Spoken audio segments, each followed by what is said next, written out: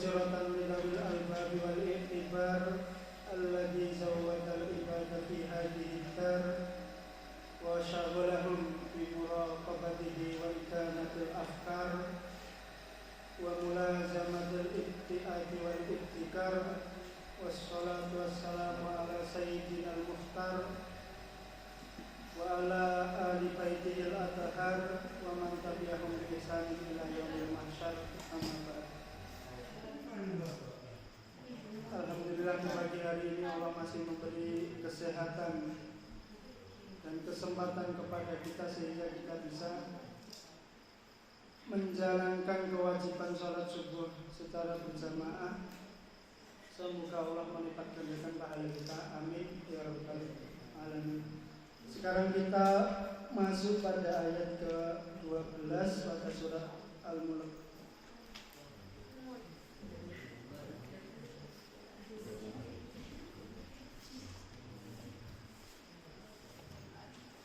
Ayat ke-12 surat Al-Mulk.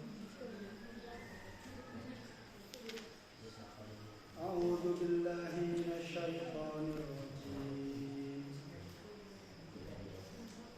Innal ladzina yakhshawna rabbahum bil ghaib lahum maghfiratun wa ajrun kabir. Inna sesungguhnya alladzina orang-orang yang yakhshawna mereka takut Rabbahum kepada pemelihara mereka bil ghaibi yang tidak tampak lahum bagi mereka maghfiratun ada ampunan wa ajrun kabir dan pahala yang besar. Di tafsir ini Qurratul Ainaini ala tafsiril Jalalaini, beliau menyebutkan innal ladzina yakhshawna rabbahum yakhafunahu, sesungguhnya orang-orang yang takut kepada pemelihara mereka, maksudnya yakhafunahu, takut kepadanya.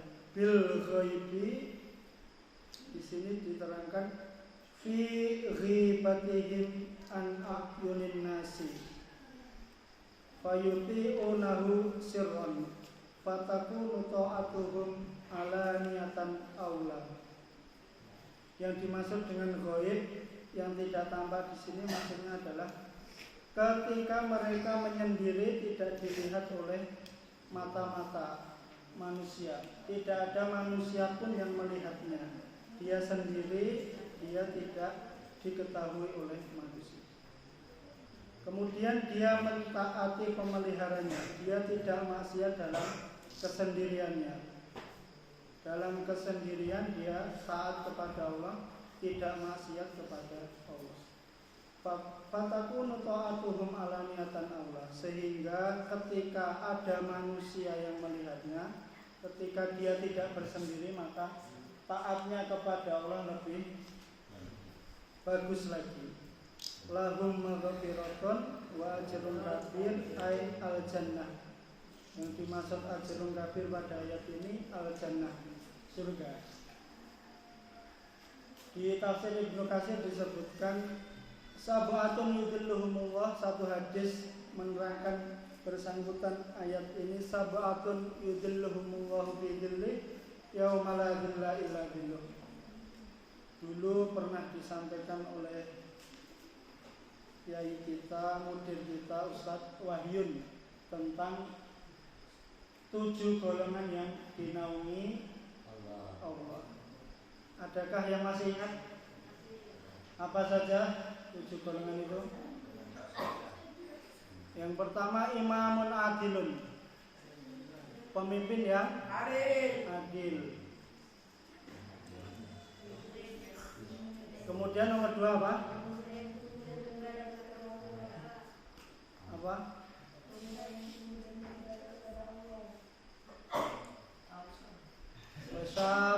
nasha fi ibadati rabbih. Pemuda atau pemudi yang tumbuh taat kepada pemeliharaan.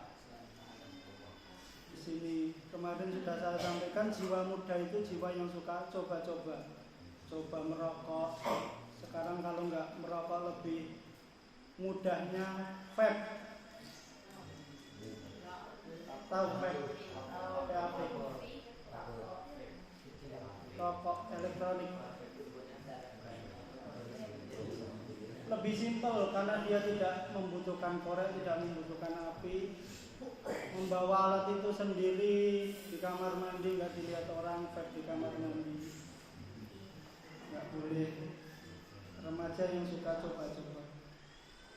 Maka di hadis itu salah satu penyebutnya adalah pemuda yang tumbuh kepada taat kepada Allah Subhanahu wa ta'ala.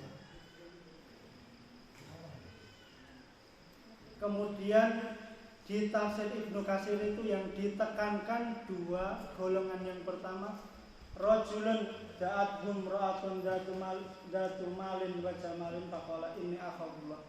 Seorang laki-laki yang diajak oleh perempuan berbuat mesum, berbuat zina, tapi dia mengatakan inni akhafullah, aku takut kepada Allah. Kenapa ditekankan pada golongan itu? Karena bersangkutan dengan ayat ini, bil ghaibi, bersendiri. Diajak perempuan di kegelapan, nggak ada yang melihatnya, sembunyi-sembunyi, nggak ada manusia yang memperhatikannya, diajak mesum. Tapi lelaki itu mengatakan, aku takut kepada Allah. Dia tidak mau zina. Kemudian yang bersangkutan sekarang, pemuda-pemuda kita banyak menggunakan media sosial. Apa contohnya? WA, IG, Facebook, Twitter, dan lain sebagainya. Itu juga bisa masuk ke dalam ayat ini bersembunyi-sembunyi. Bagaimana satu laki-laki menghubungi satu perempuan, diajak pacaran di situ bisa. Apalagi fasilitasnya bisa video call di kamar sendiri, orang tuanya nggak melihat, nggak ada adiknya, nggak ada orang lain yang melihat, dia video call dengan pacarnya, atau bahkan mengajaknya pada hal-hal yang negatif, bahaya. Maka ditekankan pada ayat itu jangan bermaksiat ketika bersendiri. Jangan menuruti hawa nafsu kita ketika tidak ada manusia yang memandang kita, melihat kita. Pemuda yang taat, yang tumbuh untuk beribadah kepada Allah Subhanahu wa ta'ala sulit sekali. Pemuda jiwanya yang meronta-ronta untuk bebas, tidak mau dikengkang, tidak mau diatur. Kemudian penekanan yang kedua pada tafsir Ibnu Katsir, wa rajulun dzakarallaha khaliyan fafadat ainah. Seorang laki-laki yang beribadah kepada Allah sendiri, dia takut kepada Allah sehingga air matanya mengalir, menangis. Siapa yang belum melakukan hal ini silahkan dicoba. Menangis sendiri kepada Allah, menyesali dosa-dosanya. Akan ada rasa nikmat tersendiri di hati kita yang tidak bisa dirasakan oleh orang lain. Menyendiri, sholat, berdoa kepada Allah, berzikir kepada Allah, mengakui dosa-dosa kita, melinangkan air mata kita, itu sangat nikmat. Kalau belum melakukannya silahkan dicoba ketika bersendiri, entah malam hari atau siang hari. Ketika bersendiri, menangis kepada Allah, menyesali dosa-dosa yang telah diperbuat. Fatakunu ta'atuhum alaniyatan aula. Kembali kepada tafsir ini, sehingga ketika dia dilihat manusia, ada mata yang memperhatikannya, maka ibadahnya kepada Allah lebih bagus. Bukan karena riya, oh saya dilihat cewek saya sholatnya harus khusyuk, harus tumakninah. Padahal kalau sholat nggak dilihat, sholatnya cepat sekali, nggak memperhatikan. Sampai ditegur oleh Ustaz Ismail kemarin, yang tidak tumakninah, baru rukuk belum berdiri, belum rukuk sempurna sudah berdiri, tidak belum sempurna langsung sujud. Jadi mohon diperhatikan gerakan sholatnya. Kemudian bersangkutan dengan sholat ini pula yang perlu diperhatikan, ketika imam sudah mulai takbir, kalian harus segera takbir. Ada bahkan di shaf pertama yang masih melihat sampingnya, tidak fokus untuk sholat. Bahkan imamnya sudah ghairil maghdubi alaihim, dia baru takbir. Ada. Jangan begitu, karena innama ju'ilal imamu liyu'tama bih.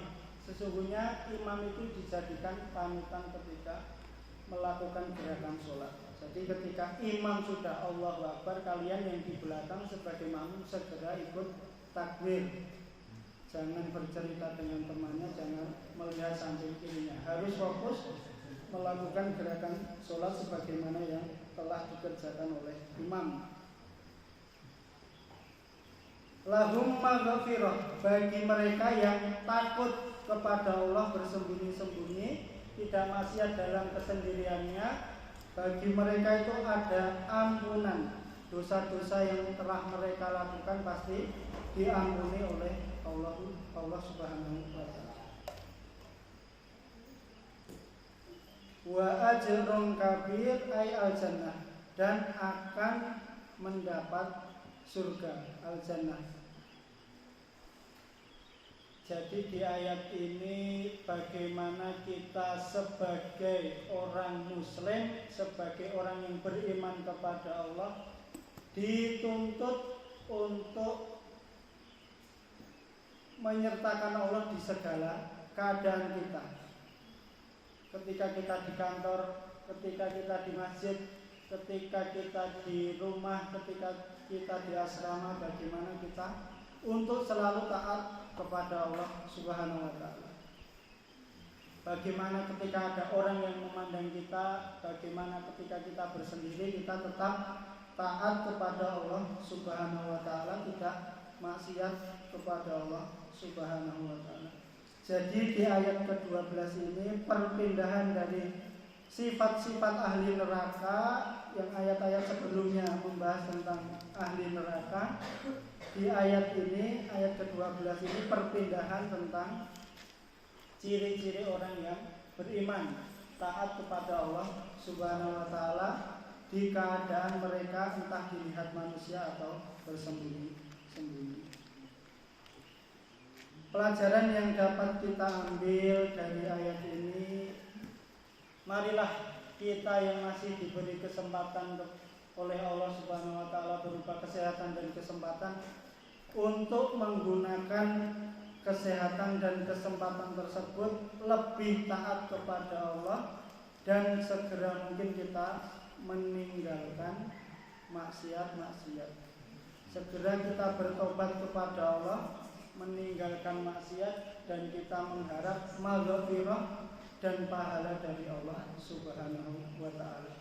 Itulah yang dapat saya sampaikan. Aku qouli hadza astaghfirullahaladzim li wa lakum. Wassalamualaikum warahmatullahi wabarakatuh. Waalaikumsalam warahmatullahi wabarakatuh.